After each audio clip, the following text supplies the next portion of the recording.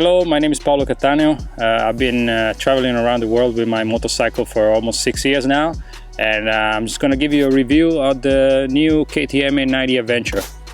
The best way to enjoy this motorcycle is basically going off-road on mountain roads where the engine absolutely shines.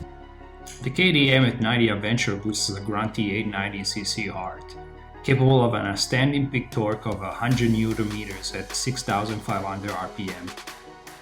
The bike comes with some standard cool features, such as cruise control toggles and rally pegs, but it requires the buyer to install indispensable extras such as tank protectors and radiator guard. Suspensions are WP Apex in both front and rear, but only the rear is adjustable in rebound and preload. Let's see now what this bike is capable of on a real adventure.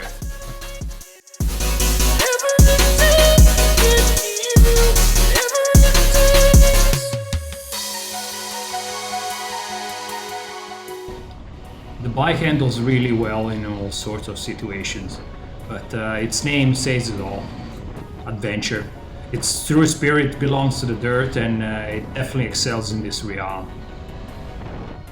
The riding position while standing up is good, but because I have long legs, I might consider investing in some bar raiser to have the best comfort possible.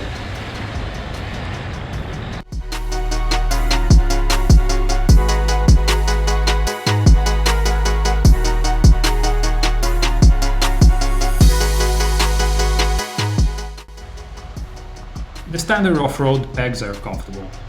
I didn't feel too many vibration while riding on tarmac, and I had a great grip while riding standing up. The optional quick shifter lets you maintain a firm grip on the handlebar at all times. It feels much easier to control gears and brakes only with my feet. Definitely one of my favorite features of this bike. To get the best out of this 890 Adventure, you need to take this bad boy to fast gravel roads. The WP Apex suspensions behave excellently in these conditions, absorbing extremely well road imperfections and delivering incredible feelings of stability, even at higher speeds.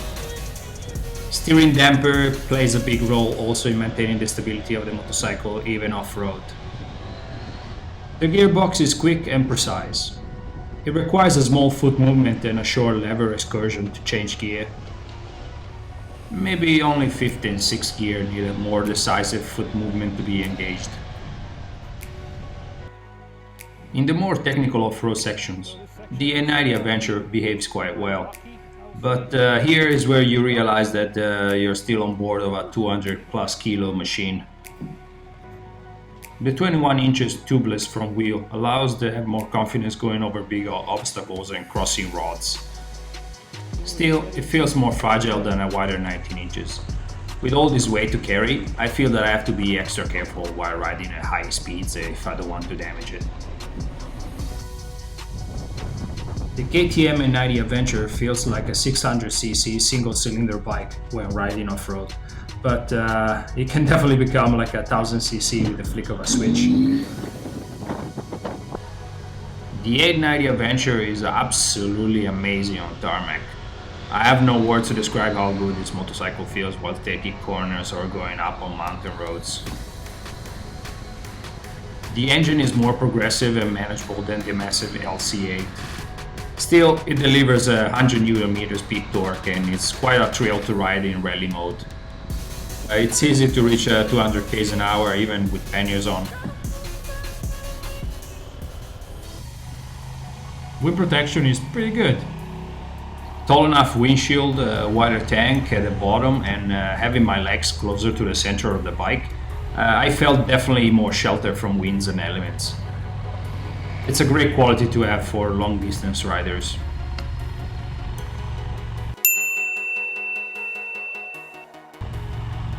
Riding the 890 Adventure in street mode feels almost limiting. Because of ride-by-wire technology and electronically managed fuel injection, giving full throttle in any gear will still somehow give a similar smooth response. Finally, KTM managed to build a machine with both a smooth and powerful enough engine. A motorcycle that is a pleasure to ride but still can reveal its unbelievable torque, which is somehow still the KTM trademark. In case you're seeking for the same sensation that the LC8 engine delivered, it's almost necessary to install the optional rally pack. Riding the 890 in rally mode and street throttle response is the way I felt the closest of riding my old 1190 Adventure. The bike comes with some Avon Trail Rider V54 tires, which are incredibly grippy. They look and feel more like street tires, but they are mud and snow compliant. Overall, probably one of the best 70-30 tires I've ever tried so far. Check out my other video for all tires comparison. So the menu for the riding conditions is nested in sub-menus. So from street mode and off-road and rain mode, you can't really go down a step further. But from the rally mode, you can choose 3 throttle control responses, which are off-road, rally and street.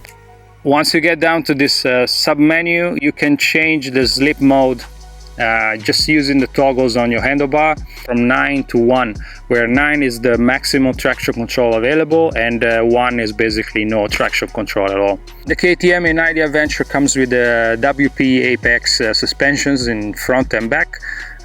These are not the top of the line suspensions, but for traveling these are perfectly fine, and it's the same kind of suspension you find on the 790 Adventure. The difference is that on the 890 Adventure there's a little knob for the rear suspension where you can adjust the preload. I'm 6'3", so the bike is quite short, and what I do is just to keep the preload all the way up, and I also upgraded to the power part seat. Riding a bike that one feels comfortable handling is fundamental, especially when traveling solo. I've met a lot of people wanting to ride massive bikes without the proper experience or height, and they end up just being miserable and stressed constantly. So, in my opinion, make sure you get a bike that allows you to reach the ground with both feet. Sometimes you gotta push a fully loaded bike out of the mud or up on a snowy hill, like in this case. It's definitely not a light motorcycle, so if you're thinking about, oh, this is a super light, it's like an enduro bike, no, this is like still a big adventure bike. It's a 900cc engine, and it will be probably the same engine that we will see on the Husqvarna Northern 901. So I would say that it's still like a big adventure bike. Being a big and powerful adventure bike, we are in need of some strong brakes. The 890 Adventure brakes are KTM branded and not the fancy Brembo ones available instead of the 1190 and 1290 series. Regardless, braking power is great in combination with the pre-installed Bosch Cornery ABS. The double 32cm disc with radial mounted 4-piston brake calipers are great and definitely an improvement from the 790 Adventure version. The rear brake is instead sometimes laggy, but equally efficient after getting used to it. On a highway, fuel consumption is great. Slightly better than my old 1190, which was actually still pretty good, especially on those long riding days. The 890 comfortable speed point is 105 km an hour, where it runs for 23 kilometers with a liter of fuel. At 130 km an hour, it will drop to 19-20 kilometers per liter, depending on weight and wind resistance. It clearly becomes thirstier and thirstier the faster we go and the more aggressive we ride. Overall, the bike has some of the best travel capabilities I could think of, such as cruise control and Bluetooth connectivity. Tire pressure monitor system, heated grips and heated seat can be added as well as optional. So one of the features of the 790, 890 Adventure is the fuel gauge. Because of the shape of the tank, the fuel gauge measures only from halfway down. So the bike still provides a 400 plus kilometers range. So there's plenty of miles to be done. The fuel level is displayed with a slight delay to prevent the indicator from constantly moving while riding. The fuel level is not updated while the side stand is folded out or the emergency off switch is engaged. Once the side stand is folded up and the bike is turned back on, the fuel level gets updated after 2 minutes. Definitely something to keep in mind if you're not used to this kind of system. So another feature that is really cool in this motorcycle is the fact that you can change the mapping and settings of the motorcycle while you ride. So on my 1190, for instance, I had to stop the bike to change some of the settings such as ABS and traction control. On this one, no. So for instance, I just now enter the off-road part. I'm gonna change, it's just go to motorcycle. This is traction control. It says keep pressed. Oh, there's a goat. And release button, and it goes off. Now I wanna change the ABS settings. Same thing. Go off-road. ABS is disabled. The other cool feature is that if I turn the bike off completely and turn it back on, settings are still there. The only few things I couldn't really understand of this bike in terms of design are why the windshield adjustment has to be done stopping the bike and using a screwdriver, and the smartphone compartment, which on the 1290 is logically located on the side of the dashboard. In this case, it's placed underneath the passenger seat. Nothing could be less easy to use than these two features. I would have also probably added the hazard warning flasher switch somewhere, which sometimes comes in handy while stopping on the side of the road.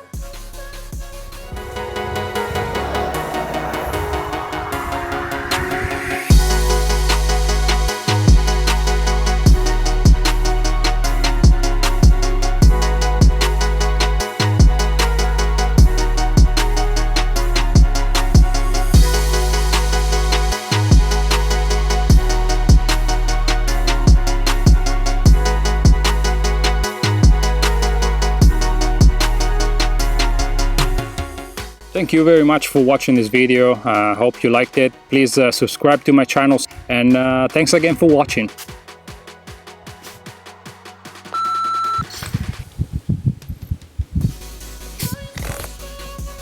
It is a goat. Oh, no.